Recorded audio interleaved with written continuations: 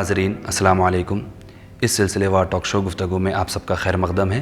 میں آپ کا ہوسٹ عبدالقادر پھر ایک بار ایک اہم موضوع اور ایک خاص مہمان کے ساتھ آپ کے روبرو ہوں۔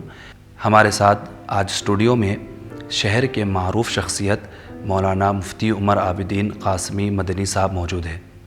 مفتی صاحب آپ کا خیر مقدم ہے۔ بہت شکریہ آپ کی عنایت۔ گفتگو شروع کرنے سے پہلے مفتی صاحب کا مختصر سا تعارف کرنا چاہوں گا۔ آپ نے مدینہ یونیورسٹی سے اپنی تعلیم مکمل کی ہے اور آپ آل انڈیا ملی کونسل تلنگانہ کے جنرل سیکرٹری ہیں۔ گفتگو شروع کرتے ہیں۔ آج کی جو ہماری ٹاپک ہے، ہماری گفتگو کا تھیم ہے، وہ عبادت اور اخلاق، پھر ان کے بیچ میں جو ریلیشن شپ ہے اس کے اوپر ہم تبصرہ کریں گے انشاءاللہ۔ جی، تو شروعات کرتے ہیں بنیادی سوال سے کہ عبادت کسے کہتے ہیں؟ جی، دیکھیے رمضان مبارک کا یہ مہینہ ہے اور یہ موسم بہار ہے نیکیوں کی، اور اس موقع پر اگر ہم اس جیسے موضوعات پر ڈسکشن کریں تو میں سمجھتا ہوں بہت اچھا پیغام لوگوں تک جائے گا۔ کان بیتاب ہیں سننے کو اور دل مضطرب ہے اس طرح کے پیغام کو سننے اور اس پر عمل کرنے کے لیے۔ بنیادی طور پر اگر آپ دیکھیں کہ اللہ تعالیٰ نے اس پوری کائنات کو بنایا، اور کائنات میں جتنی چیزیں بنائی گئی ہیں، چاہے وہ چاند ہو، سورج ہو، ستارے، سمندر، دنیا کی دیگر تمام تر مخلوقات، ان تمام کو اللہ نے پیدا کیا انسان کو سرو کرنے کے لیے، اور انسان کو پیدا کیا اپنی ورشپ اور عبادت کے لیے۔ یہ پورا ریلیشن ہے کریٹر خدا، یہ کائنات اور انسان کا۔ اس تصور کو ہمیں سمجھنے کی ضرورت ہے، اور اسی پر اسلام کے بہت سے احکام کی بنیاد ہے۔ ہم سورج اور چاند کی پوجا پرستش نہیں کرتے، اس لیے کہ وہ ہمیں سرو کرنے کے لیے، ہماری خدمت کے لیے۔ درخت، پودے، جانور، جتنی مخلوقات ہیں، یہ سب کسی نہ کسی درجے میں انسان کو فائدہ پہنچاتی ہیں۔ انوائرمنٹل سائنس کا حصہ ہے، یہ ساری چیزیں ہم پڑھتے ہیں۔ اور حضرت انسان کو اللہ نے پیدا کیا صرف اپنی عبادت اور ورشپ کے لیے۔ تو یہ گویا اس پوری کائنات کا مقصد اگر اس کو ایک مرکزی نقطے میں جا کر پرو دیں تو وہ یہ ہے کہ کائنات پیدا کی گئی انسان کے لیے اور انسان پیدا کیا گیا اللہ کے لیے۔ اس تصور کو ہمیں سمجھنا چاہیے۔ یہاں پر ایک نقطے کا اضافہ کر دوں، عبادت جو ورڈ ہے وہ اصل میں ہے عبدیت سے، اس کا روٹ ورڈ ہے عین با دال۔ اسی سے جو عبد کہلاتا ہے، جس کو سلیوز کہتے تھے، غلام، وہ بھی آتا ہے اور اسی سے عبادت بھی بنتا ہے۔ تو دراصل عبادت ریچولز کا نام صرف نہیں ہے، کسی رسم کو ادا کر دینے کا نام نہیں ہے۔ عبادت اصل میں عبدیت کا نام ہے، اللہ کی سلیوری کا نام ہے، اللہ کے سامنے اپنا سبمیشن کا نام ہے۔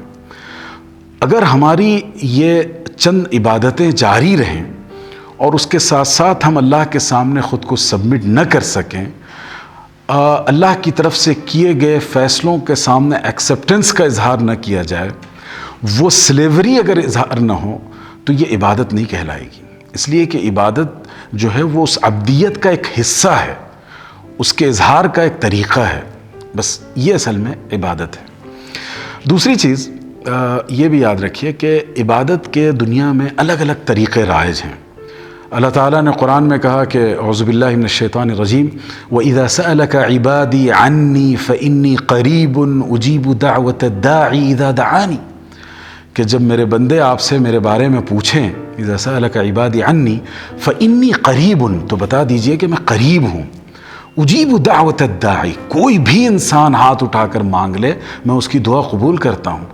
اذا دعانی، جب وہ مجھ سے مانگتا ہے، فلیستجیبوا لی، تو انہیں چاہیے کہ ہمارے احکام مانیں، ولیؤمنوا بی، ہم پر ایمان رکھیں، لعلہم یرشدون، امید ہے کہ انہیں راہ دکھا دی جائے گی۔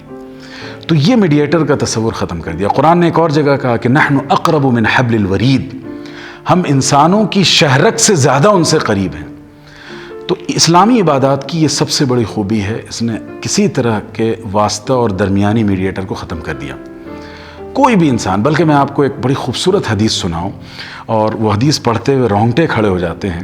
حضرت ابو ہریرہ کی روایت ہے، کہتے ہیں کہ اللہ کے رسول صلی اللہ علیہ وسلم نے فرمایا، جب بندہ کہتا ہے یا رب یا رب یا رب یا رب اربعاً، 4 مرتبہ کوئی شخص اپنی ٹوٹی پھوٹی زبان سے صرف یا رب کہہ دے تو اللہ تعالیٰ کس طرح رسپونڈ کرتے ہیں آپ کو اندازہ ہے؟ حدیث میں ہے کہ اللہ فرماتے ہیں کہ لبیک یا عبدی، میں حاضر ہوا اے میرے غلام. تصور کیجئے کہ حج میں ہم ہزاروں میل کا سفر کرتے ہیں لبیک اللہم لبیک کہہ کر، اور یہاں اللہ تعالیٰ خود بندے کی طرف لپک کر بڑھ رہے ہیں اور کہہ رہے ہیں کہ لبیک یا عبدی، اور کہتے ہیں کہ سل تعطا، کہو تمہیں عطا کیا جائے گا. تو اس کو ہمیں اپنے ذہن میں رکھنا چاہیے. تو نماز کیا ہے؟ یہ جتنی عبادتیں ہیں وہ اللہ سے براہ راست کمیونیکیشن کرنے کی، انٹریکشن کرنے کی. دوسری بات، عبادتوں کی عبادت کے حوالے سے اسلام کا جو تصور ہے وہ یہ ہے کہ انسانی جان کی قربانی کا تصور ختم کر دیا گیا. کہا اصل قربانی تمہارے اپنے جان کی، مال کی جو ہے وہ یہ ہے کہ تم اللہ کے حکم کے تابع ہو جاؤ. یہی اصل قربانی ہے، یہی بلی، اس کے علاوہ کوئی دوسری بلی نہیں چاہیے. کتنا بڑا احسان ہے انسانیت پر. آپ جانتے ہیں کہ ہزاروں سال قدیم جو الگ الگ پریکٹسز رہے ہیں مختلف مذاہب میں، تو کتنے لاکھوں انسانوں کی بلی چڑھائی گئی، جن کی جان دے دی گئی بے وجہ. لیکن اسلام نے انسانوں کی جان کو تحفظ عطا کیا. تو یہ عبادت کا دوسرا طریقہ. تیسری چیز، اس میں اسپریچویلٹی، روحانیت بھی موجود ہے. اب دیکھیے، آپ جب نماز پڑھتے ہیں تو جیسے آپ کہتے ہیں الحمدللہ رب العالمین، فوراً آپ کا کنیکشن اللہ سے جڑ جاتا ہے. اللہ تعالیٰ رسپونڈ کرتے ہیں. حدیث میں ہے، اللہ کے رسول نے فرمایا اذا قال العبد الحمدللہ رب العالمین فیقول حمدنی ربی. جب بندہ الحمدللہ رب العالمین پڑھتا ہے تو اللہ کہتے ہیں میرے بندے نے میری تعریف بیان کی. الرحمن الرحیم، اللہ کہتے ہیں مجدنی عبدی، میرے بندے نے میری تعظیم، عظمت بیان کی. اس طرح اللہ تعالیٰ ایک ایک چیز پر رسپونڈ کرتے ہیں. تو یہ ایک ڈائریکٹ اللہ سے کنیکشن کا ذریعہ ہے جو بہت ہی مہذب ہے، بہت ہی اس کے اندر روحانیت کا پہلو ہے، جو چیز دوسری پریئرز اور عبادتوں میں آپ کو شاید نہ ملے.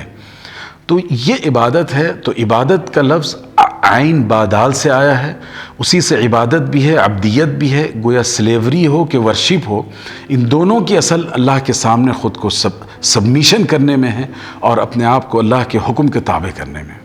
تو مولانا، عبادت کا اگر جب ہم اسلام کی بات کرتے ہیں تو بہت زیادہ ایک غالبانہ ذہنیت یہ ہے کہ جو ہے یہ عبادت کا نام ہے. بہت ساری عبادتیں ہیں سامنے ہمارے، اگر اس میں کمی پیشی ہو جاتی ہیں تو وہ مطلب ڈائریکٹ اسلام کے اوپر بات آ جاتی ہے. تو اس میں اخلاق کا کیا رول ہے، اس میں کیا امپورٹنس ہے؟ اخلاق بولتے کسے ہیں؟ جی، بہت اچھا سوال ہے، پچھلے سوال سے جڑا ہوا ہے. اصل میں ہمارے ہاں یہ تصور ہے کہ عبادات ہی پورا دین ہے. تو اس تصور کو تھوڑا سا بدلنا چاہیے کہ عبادات بھی دین کا حصہ ہے اور پلرز آف دین میں وہ شامل ہے، لیکن اس کے سوا بھی دین ہے. اسی لیے اللہ تعالیٰ نے جیسے قرآن مجید میں ایک جگہ کہا کہ یا ایھا الذین آمنوا ارکعوا واسجدوا واعبدوا ربکم وافعلوا الخیر. 4 چیزوں کا ایک ساتھ حکم دیا ہے کہ اے لوگوں، رکوع کرو، سجدہ کرو، واعبدوا، عبادتیں کرو. اس کے بعد پھر اگین اللہ تعالیٰ یہ کہہ رہے ہیں وافعلوا الخیر، اور بھلائی کے کام کرو. تو اگر یہ ساری کی ساری بھلائی اسی میں محدود ہے، محصور ہے، تو پھر خیر اس کے سوا کیا چیز ہے؟ یہ سوال ہمارے سامنے آتا ہے. اس کو سمجھنے کے لیے اصل میں ہمیں بنیادی طور پر اسلام کی انڈرسٹینڈنگ نہیں ہوتی ہے. چند چیزیں ہم یاد کر لیتے ہیں، سیکھ لیتے ہیں، لیکن اصل اسٹرکچر کیا ہے اسلام کا، اسے سمجھنا چاہیے. دیکھیے، اگر آپ کو میں ایک نقشہ کھینچ کر بتاؤں تو اسلام کے بنیادی طور پر 2 بڑے دائرے ہیں. ایک ہے ایمان اور دوسرا ہے عمل خیر. ٹھیک ہے، ایمان جو ہے وہ ہمارا بلیف سسٹم ہے، توحید، رسالت، آخرت وغیرہ وغیرہ. عقیدہ جس کو ہم کہتے ہیں، اسلامی عقیدہ کہتے ہیں، بلیف سسٹم کہہ لیں. تو یہ ہو گیا ایمان. اس کے بعد جو بقیہ چیزیں ہیں وہ عمل خیر ہیں. قرآن مجید کی یہ سورہ کم و بیش ہر مسلمان کو یاد ہوتی ہے. اعوذ باللہ من الشیطان الرجیم، بسم اللہ الرحمن الرحیم. والعصر ان الانسان لفی خسر. زمانے کی قسم کہ انسان سراپا خسارے میں ہے. الا الذین آمنوا وعملوا الصالحات، سوائے وہ لوگ جو ایمان لائے اور عمل صالح کیا. اگر قرآن مجید کی آیتوں کو جمع کریں جہاں ایمان اور عمل صالح کو ذکر کیا گیا تو 45 سے زیادہ مقامات وہ ہیں جہاں پر قرآن نے ایمان اور عمل صالح کو ایک ساتھ ذکر کیا ہے. تو اب یہ عمل صالح ہے کیا، اس کو سمجھنے کی ضرورت ہے. تو ایمان تو ہو گیا جو ہمارا عقیدہ ہے. عمل صالح میں 3 چیزیں آتی ہیں بنیادی طور پر. سب سے پہلی چیز ہے عبادات، جو ارکان اسلام میں شامل ہے. نماز، روزہ، زکوٰۃ، حج، ذکر، حضور صلی اللہ علیہ وسلم پر درود بھیجنا، صدقہ و خیرات کرنا، یہ ساری چیزیں آپ کو عبادات میں شامل ہو گئیں. اب اس کے علاوہ دو اور شعبے ہیں، ایک ہے معاملات اور دوسرے ہے اخلاقیات۔ معاملات کے دو شعبے ہیں، پھر ایک وہ ہے جو فیملی لا جس کو آپ کہتے ہیں، جس میں میاں بیوی کے تعلقات، خاندانی تعلقات، رشتہ داریاں، فیملی یونٹ کے حوالے سے متعلق جو چیزیں ہیں۔ دوسرا پورشن جو ہے وہ ہے معاملات مالیہ، ٹرانزیکشنز جو ہیں، بزنس، تجارت کی جو ڈیل ہوتی ہے یہ۔ اور اس کے بعد تیسرا شعبہ جو ہے عمل صالح کا یا عمل خیر کا، وہ ہے اخلاقیات۔ ایمان کے بارے میں کوئی شک نہیں، اس کو ایز اٹ از ہمیں قبول کرنا ہے، اس میں کوئی کمی بیشی گنجائش نہیں ہے۔ عبادات ہیں، اب عمل خیر ہے تو عمل خیر میں 3 حصے ہم نے کیے، عبادات ہو گیا اور معاملات ہو گئے اور اخلاقیات ہو گئے۔ عبادات جو اسلام کے ارکان میں شامل ہیں ان کو بہر صورت کرنا ہے، اس میں کوئی کمپرومائز کی گنجائش نہیں ہے۔ میاں بیوی کا جو رشتہ ہے وہ ایک پیکٹ ہے دونوں کے درمیان، اس کو پورا کیا جائے، قرآن نے اس کو میثاق غلیظ کہا ہے۔ ماں باپ سے جو رشتہ ہے قرآن نے اس کے بارے میں حکم دے دیا، بھائی بہن سے جو رشتہ ہے اس کے بارے میں۔ پھر جو بقیہ رشتہ دار ہیں تو اقربین اولو الارحام کے ذریعے سے ان کے بارے میں تفصیلات دے دی گئی۔ ان کے جو حقوق ہیں وہ ادا کرنا لازمی ہے، اس میں کوئی کمی بیشی کی گنجائش نہیں ہوگی۔